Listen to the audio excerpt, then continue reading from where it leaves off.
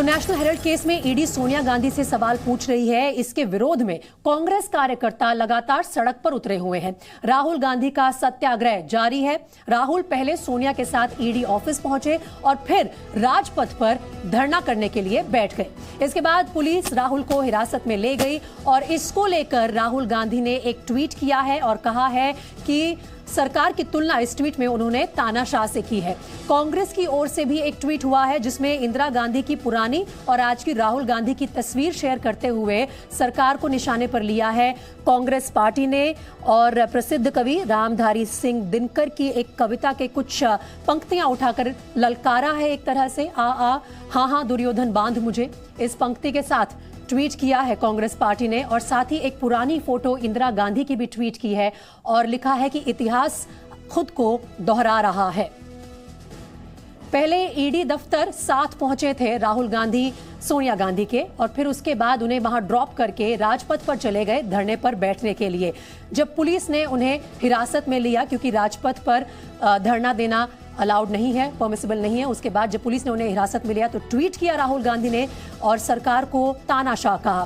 Congress party ने भी उनका समर्थन करते हुए साथ साथ एक और ट्वीट कर दिया जिसमें पुरानी एक तस्वीर दिखाई गई इंदिरा गांधी की जब वो धरने पर बैठी थी सड़क पर, और आज जब राहुल गांधी राजपथ पर सड़क पर बैठे थे वो दोनों तस्वीर शेयर करते हुए उन्होंने भी सरकार की तुलना कहीं ना कहीं दुर्योधन से की है। दुर्योधन और रश्मि रथी जो एक बहुत प्रसिद्ध कविता है उसकी पंक्तियां उठाकर सरकार की तुलना दुर्योधन से की है कांग्रेस पार्टी ने आज। तो लगातार हंगामा चल रहा है। एक बार फिर से 20 मिनट बाद लगभग सोनिया गांधी ईडी दफ्तर पहुंचेंगे। ये जो 5 तस्वीरें हैं ये आज के हंगामे से जुड़ी हुई हैं। नेशनल हेराल्ड केस में लगातार पूछताछ चल रही है सोनिया गांधी से, लेकिन इसका विरोध कर रही है कांग्रेस पार्टी। राहुल का विरोध मार्च आपने देखा, जब उन्हें पुलिस ने हिरासत में लिया तब भी खासी भीड़ वहां इकट्ठा हो गई थी और पुलिस की बस में राहुल गांधी को थाने ले जाया गया। राजपथ पर वो धरना करने के लिए बैठे थे जिसके बाद किंग्सवे कैंप थाने में उन्हें ले जाया गया है, फिलहाल हिरासत में रखा गया है। लेकिन कांग्रेस पार्टी लगातार हल्ला बोल रही है और सड़क पर विरोध प्रदर्शन कर रही है जिस तरह से गांधी परिवार से पूछताछ चल रही है नेशनल हेराल्ड केस के मामले में। इससे पहले आपको याद होगा कि जब राहुल गांधी को भी बुलाया था ईडी ने, उस वक्त सोनिया गांधी की तबीयत ठीक नहीं थी, तब भी कांग्रेस पार्टी ने एक बड़ा विरोध प्रदर्शन लॉन्च किया था। और आज जब सोनिया गांधी को दोबारा बुलाया गया पूछताछ के लिए, उस वक्त राहुल गांधी खुद धरने पर बैठे, लेकिन राजपथ पर धरना नहीं दे सकते, इसके चलते पुलिस ने उन्हें हिरासत में लिया। ये तस्वीरें उस वक्त की हैं जब उन्हें पुलिस की बस में ले जाया जा रहा था थाने तक, किंग्सवे कैंप थाने में, फिर उन्हें ले जाया गया। वहां जाते ही राहुल गांधी ने अपने सोशल मीडिया हैंडल से ट्वीट किया कि तानाशाह है सरकार, और साथ साथ कांग्रेस पार्टी ने भी ट्वीट किया है कि इतिहास खुद को दोहरा रहा है। एक बार पहले ही ऐसे इंदिरा गांधी की स्ट्रीट प्रोटेस्ट की तस्वीर और आज राहुल गांधी की तस्वीर ट्वीट करते हुए दुर्योधन से भी कहीं ना कहीं तुलना कर दी है सरकार की।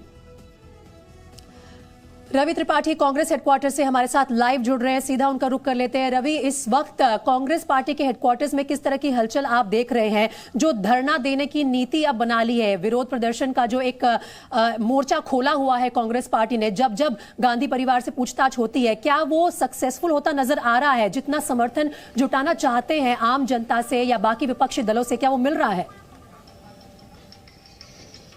देखिए, सबसे पहले मैं आपको तस्वीर दिखाना चाहूँगा कांग्रेस दफ्तर का, चूंकि तमाम नेता हिरासत में लिए गए हैं तो कांग्रेस दफ्तर लगभग खाली है। एक तस्वीर दिखाना चाहूँगा। देखिए, पीछे टेंट लगा हुआ है जिस टेंट में आपको 2 घंटे पहले यहाँ लोग हंगामा करते हुए दिख रहे थे, नारेबाजी करते दिख रहे थे। अब शांत है टेंट, कुर्सियों से जो पेपर उसके जो कवर हैं उसको हटाए जा रहे हैं और यहाँ से लोग एक एक करके चले गए।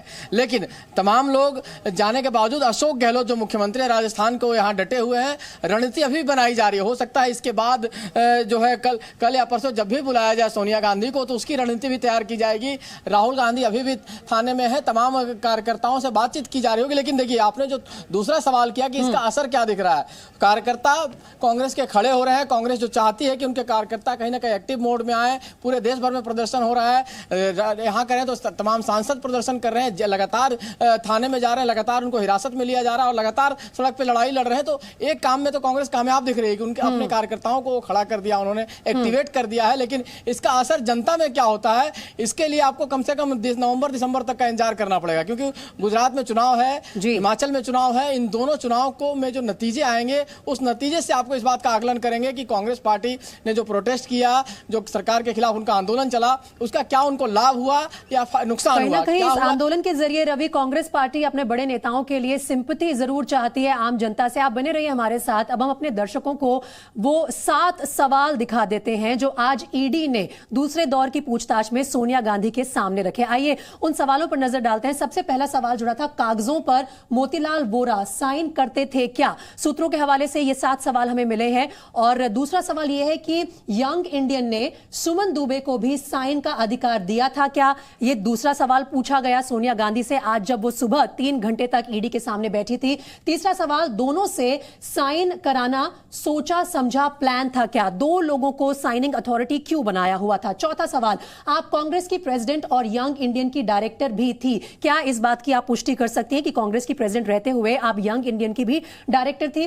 पांचवें सवाल पर नजर डालिए, आपकी वजह से यंग इंडियन को 90 करोड़ का क्या लोन मिला था? यह 5वां कड़ा सवाल ईडी ने रखा आज सोनिया गांधी के सामने इस पूरे मामले से जुड़ा हुआ। छठा सवाल, यंग इंडियन के पास 50 लाख रुपए थे, वो कहां से आए? इन 50 लाख रुपए का हिसाब भी मांगा गया आज सोनिया गांधी से। और फिर 7वें सवाल पर नजर डालते हैं जो आज पूछा ईडी ने, क्या लोन का सीधा फायदा आपको और राहुल गांधी को नहीं हुआ? तो ये 7 बड़े सवाल आज रखे गए सोनिया गांधी के सामने। अब से कुछ मिनट बाद, 20 मिनट बाद लगभग, वो फिर से जाएंगी, दूसरे बार आज ईडी के सामने पेश होंगी। इस वक्त एक और बड़ी खबर आ रही है, राहुल के हिरासत पर कांग्रेस का एक ट्वीट आया है और ये ट्वीट वही है जिसका जिक्र हम पहले कर रहे थे। रामधारी सिंह दिनकर की कविता पोस्ट की है। इंदिरा और राहुल गांधी दोनों की तस्वीर लगाई है इस ट्वीट में और दिखा रहे हैं कि दोनों किस तरह से धरने पर बैठे हैं। एक जमाने में इंदिरा गांधी सड़क पर धरने पर बैठी थी और आज राहुल गांधी राजपथ पर धरने पर बैठे दिखाए गए हैं इस ट्वीट में। और साथ ही इस ट्वीट में रामधारी सिंह दिनकर की एक बहुत प्रसिद्ध कविता है रश्मि रथी, उसकी कुछ पंक्तियां उठाई हैं कि जंजीर बढ़ाकर साध मुझे, हाँ हाँ दुर्योधन बांध मुझे। एक तरह से ललकारने वाला वो छंद उठाया है इस कविता का। बांधे मुझे तू आया है, जंजीर बड़ी क्या लाया है। इतिहास दोहरा रहा है, ये कहना है कांग्रेस पार्टी का इस ट्वीट के जरिए। और राहुल गांधी को हिरासत में ले लिया गया था जब वो धरने पर बैठे थे, किंग्सवे कैंप थाने ले जाया गया। इस पर सचिन पायलट का क्या कहना है, सुनिए। सचिन पायलट जी, आप लोगों ने परमिशन मांगा था राजघाट पे सत्याग्रह के लिए, पार्लियामेंट में सांसद चाहते थे, कहीं का परमिशन नहीं दिया गया। भाई ना तो विरोध करने दे रहे हैं और देश को हम बताना चाहते हैं कि एजेंसीज का मिसयूज हो रहा है। ये हमारा अधिकार है, अपने हमारी आवाज को दबाने की कोशिश जो कर रहे हैं उसका विरोध हम लोग कर रहे हैं। नहीं, लेकिन क्या होगा ऐसे में? सोनिया गांधी ईडी दफ्तर पहुंच चुकी है, उनकी तबीयत ठीक नहीं है, ऐसी स्थिति में इतनी लंबी आज का सब जवाब देंगे कानूनी तरीके से, लेकिन पॉलिटिकलाइजेशन जो हो रहा है उसका विरोध हम लोग कर रहे हैं। चीजों का विरोध करेंगे, पूछताछ में जवाब देंगे, सहयोग करेंगे, कहना है सचिन पायलट का। रवि त्रिपाठी, जी मीडिया, दिल्ली। चलिए रवि त्रिपाठी का एक बार फिर से रुख कर लेते हैं जो कांग्रेस पार्टी के हेडक्वार्टर्स में मौजूद है। रवि, आपने सचिन पायलट से भी बात की। तमाम बड़े नेता जरूर आ जाते हैं क्योंकि ये बात जो है गांधी परिवार से जुड़ी हुई है और सब एक साथ एकजुट होकर इसका विरोध कर रहे हैं। लेकिन जो आम कार्यकर्ता है कांग्रेस पार्टी के, जिस पुरजोर तरीके से उन्हें सड़क पर उतरना चाहिए, या फिर जैसे हमने देखा है कि एक जमाने में अरविंद केजरीवाल कैसे अपने काडर को लेकर सड़क पर आते थे, क्या वो देखने को मिल रहा है कांग्रेस पार्टी के इस विरोध में?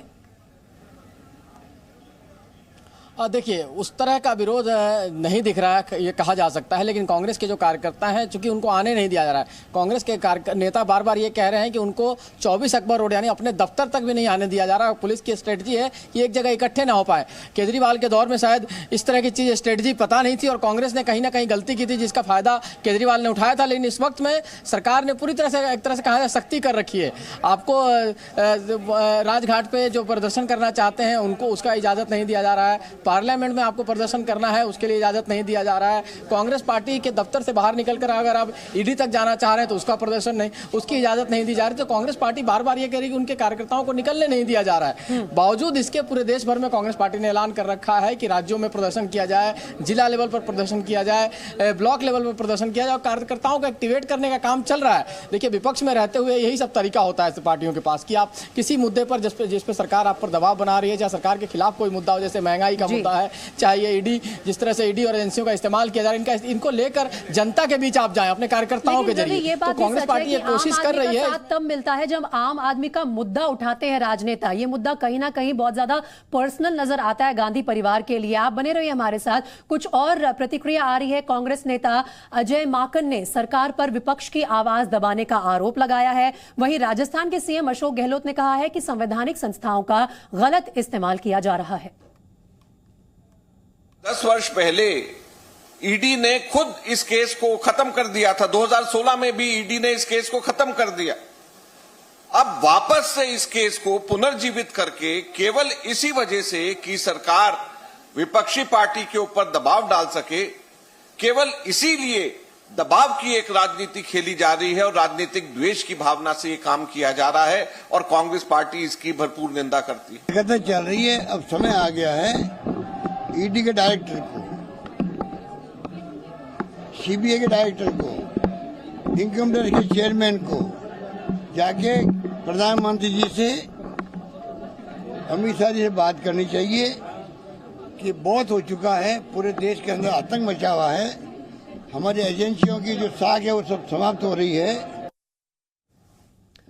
एक बार फिर से रुक कर लेते हैं हमारे संवाददाता रवि त्रिपाठी का, जो इस वक्त कांग्रेस हेडक्वार्टर्स पर मौजूद है। रवि, आपने देखा किस तरह की प्रतिक्रिया आ रही है। अजय माकन एक तरफ कह रहे हैं कि जो है एक पॉलिटिकल वेंडेटा के तहत गांधी परिवार को टारगेट किया जा रहा है। अब आगे की रणनीति क्या होगी कांग्रेस पार्टी की, क्योंकि केस तो अभी खत्म होता नजर नहीं आ रहा। जी बिल्कुल, ये केस खत्म होता नजर नहीं आ रहा है। अभी तो राहुल गांधी से पूछताछ हुई, फिर सोनिया गांधी से पूछताछ हो रही है और इस बीच में अगर कहीं कोई कमी लगी तो दोनों को सामने बैठाकर भी पूछताछ कर सकते हैं ईडी, ऐसी भी खबर मिल रही है।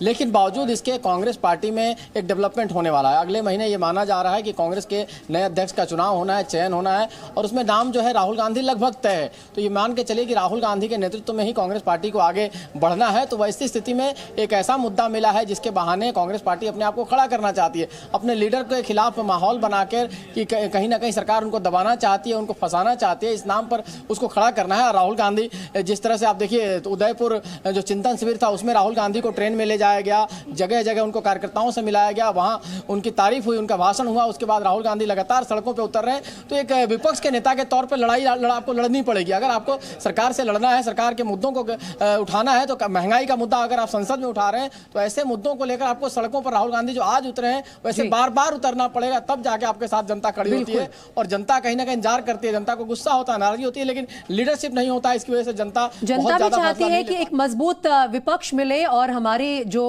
डेमोक्रेसी है उसकी साइकिल सही तरीके से चले। बहुत शुक्रिया रवि आपका इस तमाम जानकारी के लिए।